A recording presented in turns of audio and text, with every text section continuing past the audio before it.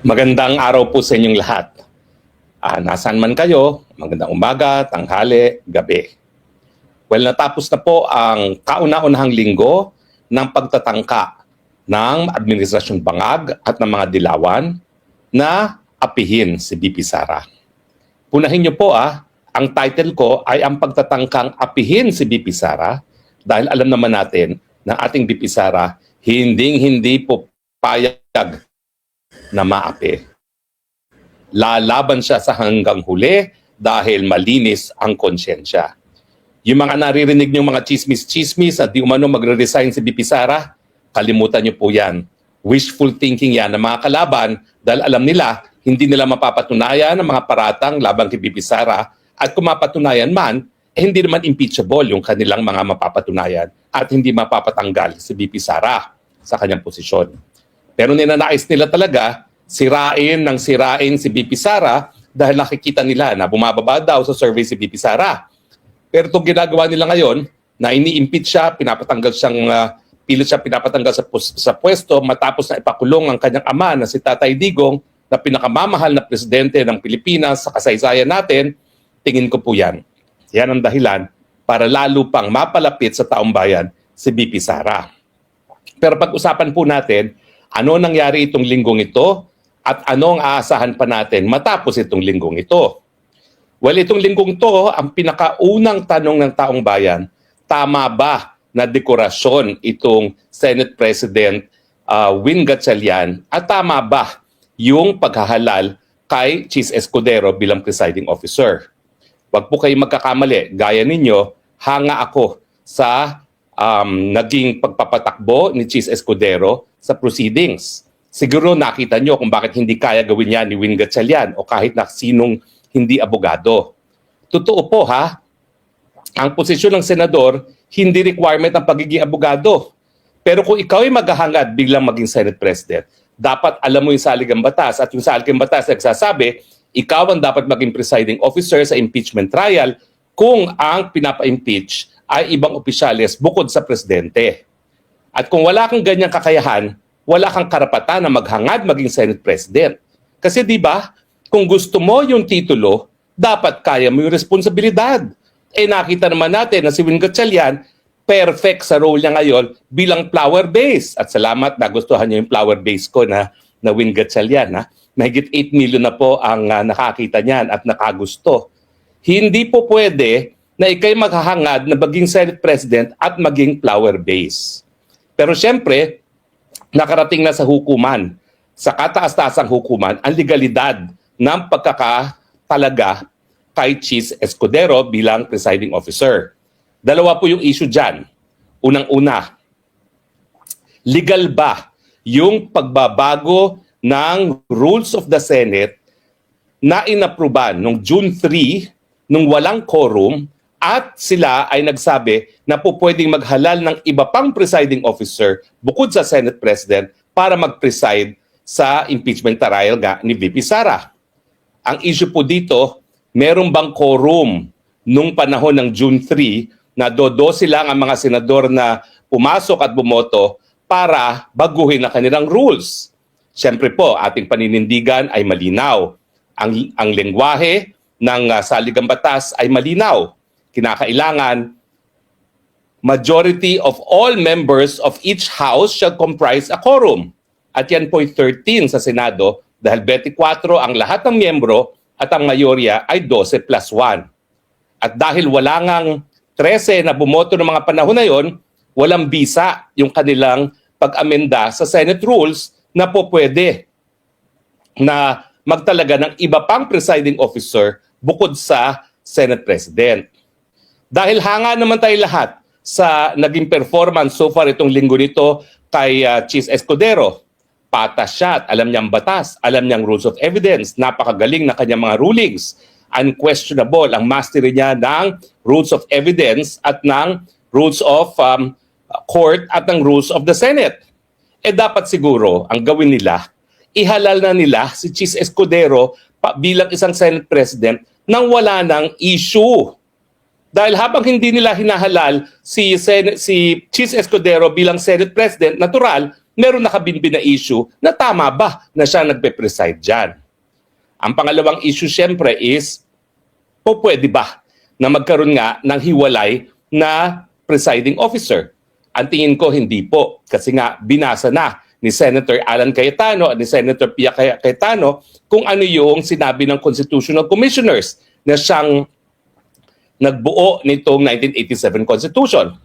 Ang sabi nila, hindi na in-specify sa lengguwahe ng ating saligang batas na ang Senate President ang presiding officer sa lahat ng impeachment bukod sa impeachment ng presidente, dahil kapag ang presidente ini-impeach, gaya na nangyari kay Erap, dalawang uupo sa Rosroom, si Chief Justice at saka si Senate President.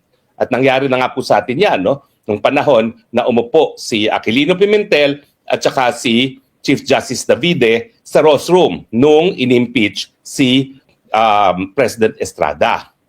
So malinaw sa akin na yung nangyayari ngayon, dalawa silang nakaupo sa Rosroom, yan po ay labag sa ating saligang batas. At bagamat sasabihin natin na siguro hindi naman makaka-apekto to doon sa paghahain ng mga ebidensya ng prosecution at this stage, ang katunayan po, tama si Senator Alan Peter Cayetano, there is such a thing as procedural due process. Hindi po pwede kasi na ang Senado ay mag-amenda ng saligang batas. Ang po pwede lang nila amendahin ang kanilang sariling rules, pero kinakailangan may quorum, at ang pwede lang nila amendahin ay mga batas, pero kinakailangan katigan ng Kamara de Representante dahil ang ating Kongreso ay binubuo ng dalawang kapulungan. Yan po ang unang-unang nangyari sa ating Senado. Ang pangalawa na tingin ko pinaka-importante, yung napakasamang tinangkang gawin ni Risa Hontiveros.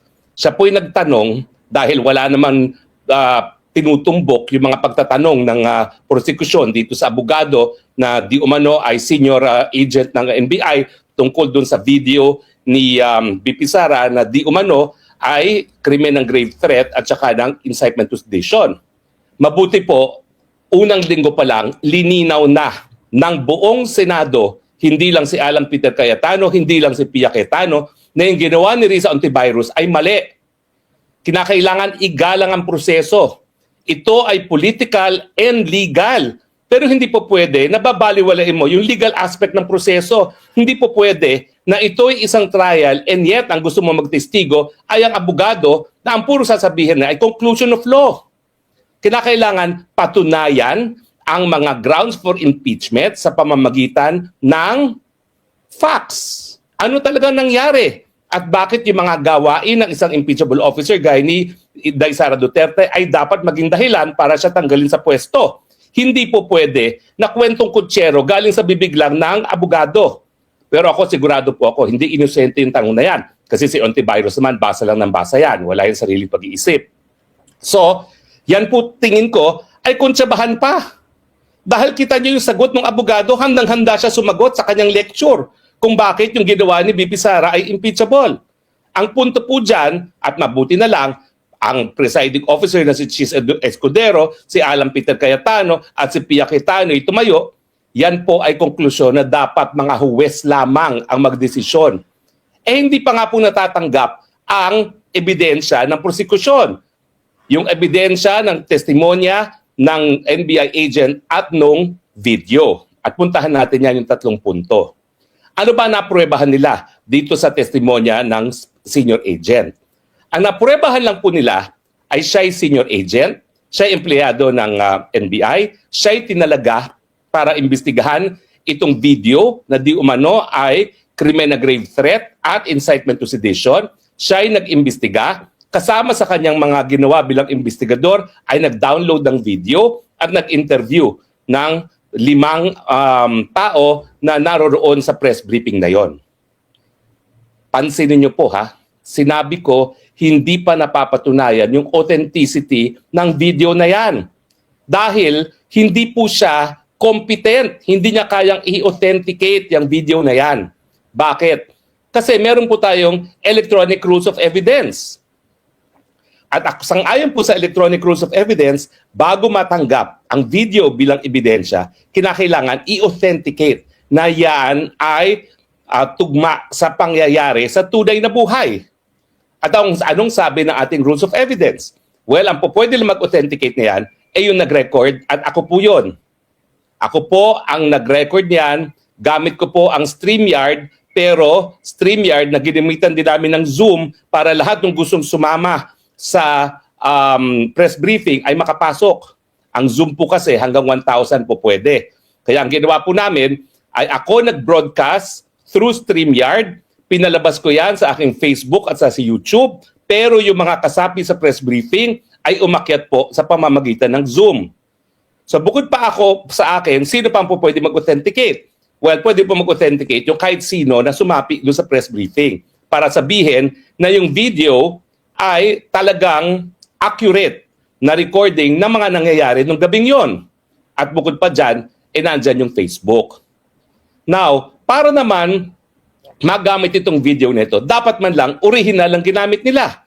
Ang original pwedeng manggaling sa Facebook, ang original pwedeng manggaling sa akin, ang original pwedeng manggaling doon sa mga tao na nag-download on the day it actually happened.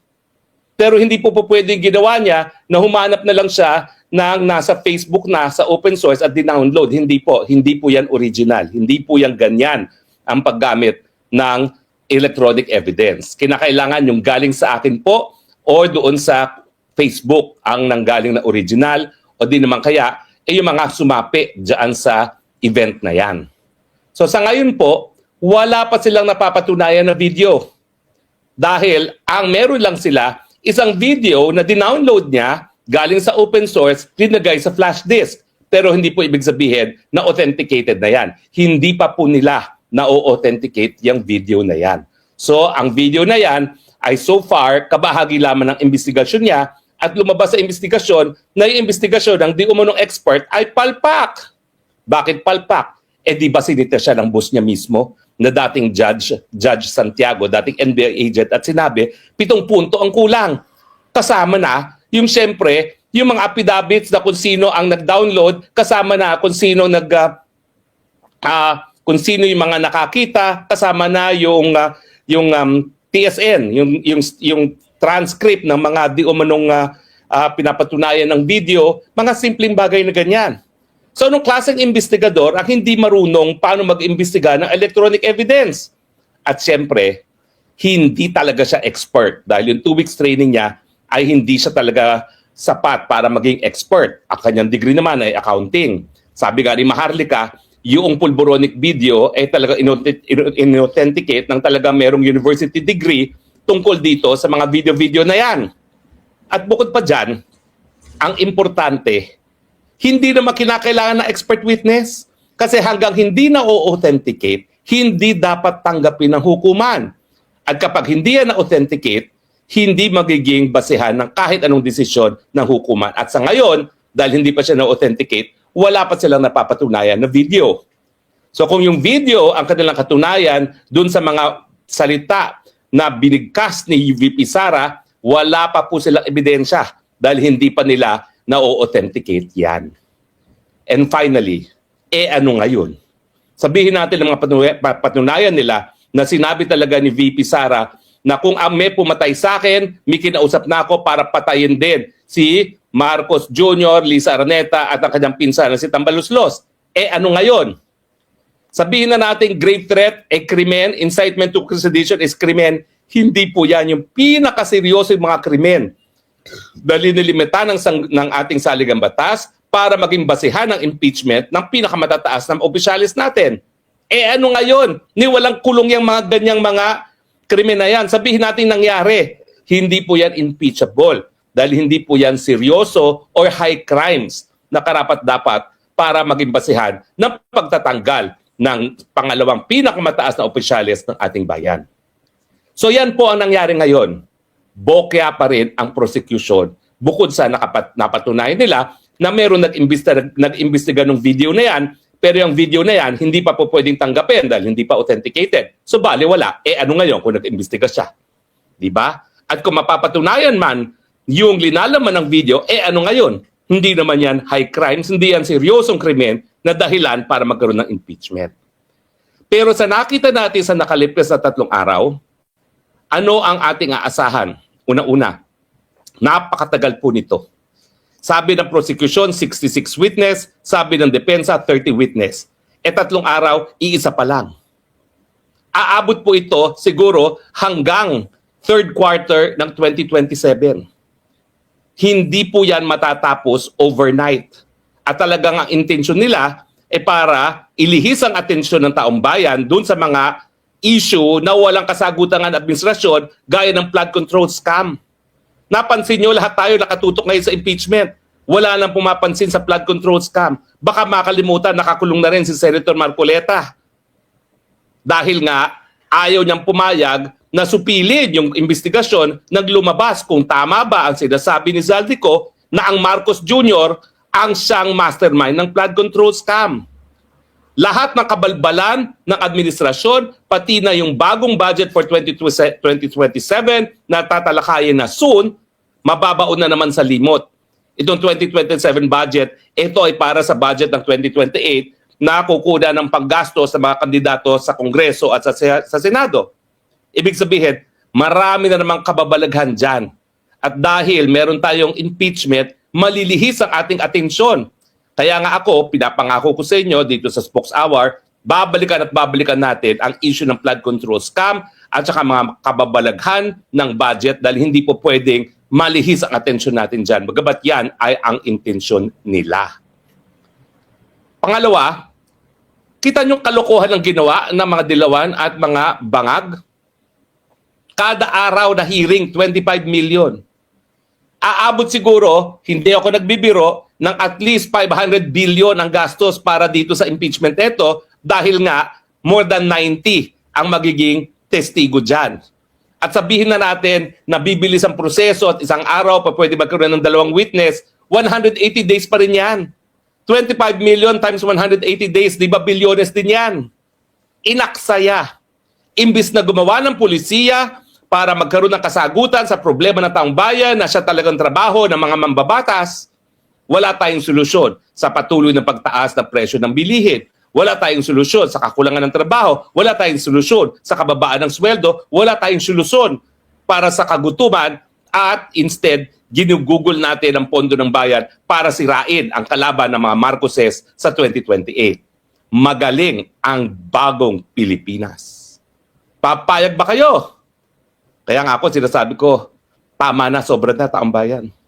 Nung minsan, pinatalsik natin ang ama ng bangag at tayo ay pinuri sa buong daigdig dahil ginawa natin yan sa isang mapayapang mga pamamaraan. Bakit hindi natin ulitin yon? Hindi krimen yan. In fact, si Cory Aquino na hindi naman dineklara ng COMELEC na nanalo, ang sabi ng Korte Suprema, pag taong bayan na nagtalaga, maski walang COMELEC proclamation, yan ay sang-ayon sa saligang batas dahil lahat ng kapangyarihan nagmumula sa mga mamamayan. Papayag pa ba tayo na 180 days na puro kalokohan? Lahat naman yung mga paratang nila kay Bibi Sara, sabihin na natin, mapurebahan nila, hindi po yan seryoso para maging dahilan ng impeachment. Hindi po yan mga high crimes. Kasi yung graft and corruption nila, malinaw naman po. Napakaliit nung sinasabi nila na kurakot compared dun sa halaga ng paglilitis. Di ba? Kalokohan. Talagang ang kanilang intensyon, sirain si Inday Sara at alam naman natin na habang nakakulong si Tatay Digo at habang siya inaapi, lalo lang napamamahal si Inday Sara Duterte. Bakit hindi natapusin yan?